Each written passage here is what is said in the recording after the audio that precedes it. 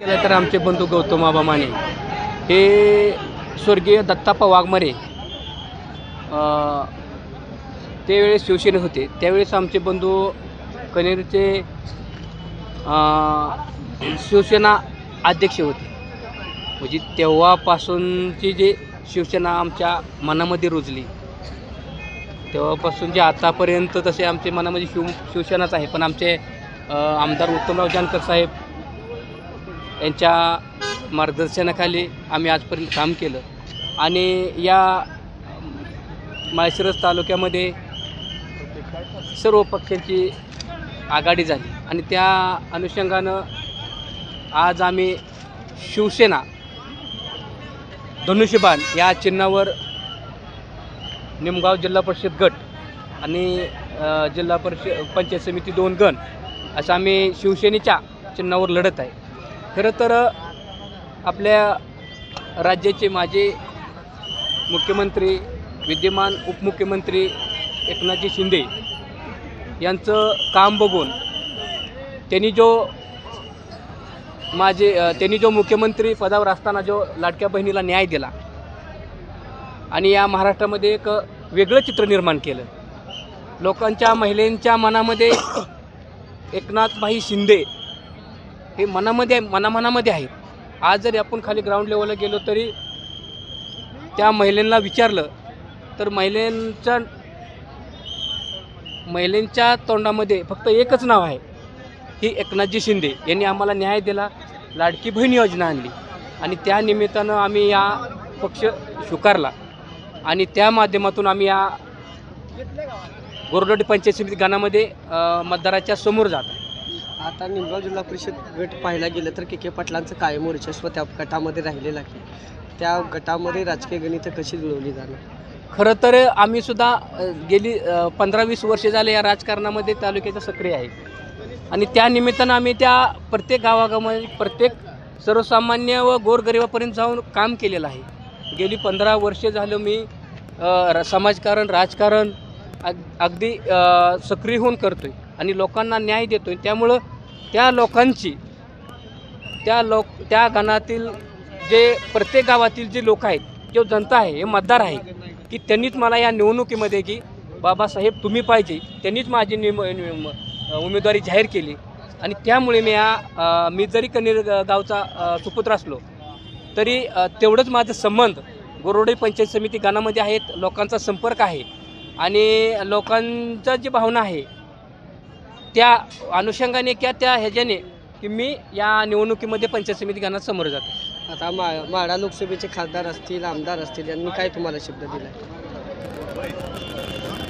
माढा मतदारसंघाचे धैर्यशील भैया आणि खासदार धैर्यशील भैया आणि माळशिरस तालुक्याचे आमदार उत्तमराव जानकर साहेब खरं तर हीच या जिल्ह्याचे किंगमेकर आहेत.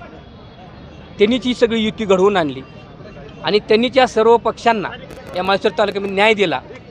याचं कारण असं आहे की गेली 5-7 वर्ष झाले आम्ही पाहतोय की या भाजपच्या नेत्यांनी जे माळशिरस तालुक्यातले जे विरोधक आहेत, राजकीय विरोधक आहेत, त्या विरोधकांना अगदी टोकाने विरोध केला आणि त्यांना टार्गेट केलं, त्यांना संपवण्याचा प्रयत्न केला आणि राजकीय विरोधकांना खोटे गुन्हे दाखल करून त्यात अडकवण्याचा प्रयत्न केला. त्यामुळे हे सगळं माळशिरसच्या जनतेला हे ठाऊक आहे. त्यामुळे येणाऱ्या निवडणुकीमध्ये माळशिरस जनता ही भाजपला कधीही स्वीकारणार नाही. काय सांगाल? माळशिरस तालुका प्रमुख शिवसेना या नात्यानं आपण राष्ट्रवादी काँग्रेस शरदचंद्र पवारसोबत युती होते, आज उमेदवारी दाखल होत आहेत, काय सांगाल? आज राष्ट्रवादी काँग्रेस संघ शिवसेना शिंदे गटाची युती झाली. त्याला आम्हाला 4 उमेदवार दिलेले आहेत तुतारीनं.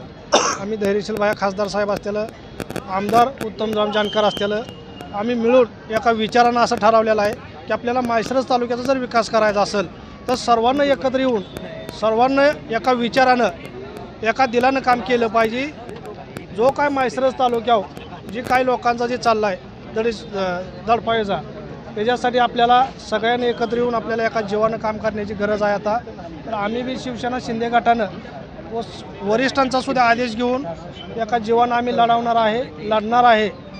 जास्तीत जास्त आमची सीटं कशी निवडून येतील ती आम्ही 100% सगळ्याच्या माळशिरस तालुक्याच्या शिवसेनेच्या वतीनं 100% आमचा प्रयत्न राहील. राज्यामध्ये महायुती आहे, परंतु माळशिरस तालुक्यामध्ये आणि सोलापूर जिल्ह्यामध्ये एक वेगळं चित्र पाहायला मिळतं. आता महानगरपालिकाचा रिझल्ट असेल, नगरपालिकाचा रिझल्ट असेल आणि काल परवा झालेल्या निवडणुकांमध्ये सुद्धा वेगळा रिझल्ट या जिल्ह्यात पाहायला मिळाला. तसाच रिझल्ट कायम जिल्हा परिषदेला आणि पंचायत समितीला राहील. 1,00,000% 100% निवडणुकीचा रिझल्ट हा आमच्याच बाजूनं राहणार आहे. त्याच्यासाठी 100% आमदार साहेब असतील, खासदार साहेब असतील, त्यांच्या माध्यमातून शिंदे साहेबाचा वरदस्त आपल्या डोक्यावर आहे. त्याच्यामुळं 100% निकाल हा ह्याच बाजूनं लागणार आहे. माजी आमदार रामसाहेब कुटे यांनी काय केलं की त्यांची युती तुटली आणि खासदार साहेबांसोबत युती होती आमदार साहेब? BJPला एकच सवय लागलेली आहे की जवळ घ्यायचं आणि लांब फेकून द्यायचं, वापर करायचा आणि ढकलून द्यायचं. ह्याच्याशिवाय BJPला काहीसुद्धा जमलेलं नाही. एवढा मोठा आम्ही आमदारकीला शिवसेना शिंदे गटाने एवढं मोठं काम केलं. आज खांद्याला खांदा लावून आम्ही काम केलं. 1,08,000 मतं पडायचं म्हणजे सोपं नसतंय. हा चमत्कार लाडक्या बहिणीचा असून आणि त्यांना बी माहीत आहे शिवसेना शिंदे गटाची ताकद आता तालुक्यात वाढायला लागलेली आहे. जर त्यांना आपल्या संघ घेतलं तर अधिक ताकद आणि त्यांची वाढेल. तर त्यांना 100% शिवसेना शिंदे गटाला दाबण्याशिवाय दुसरं काही काम केलेलं नाही. तर आम्ही त्यांच्या संघ ना जाता आम्ही तुतारी संघ 100% वरिष्ठांना सांगून युती केलेली आहे. माळशिरस तालुक्यामध्ये भारतीय जनता पार्टीला फटका बसू शकतो. 100% फटका बसू शकतो. धन्यवाद. 100%.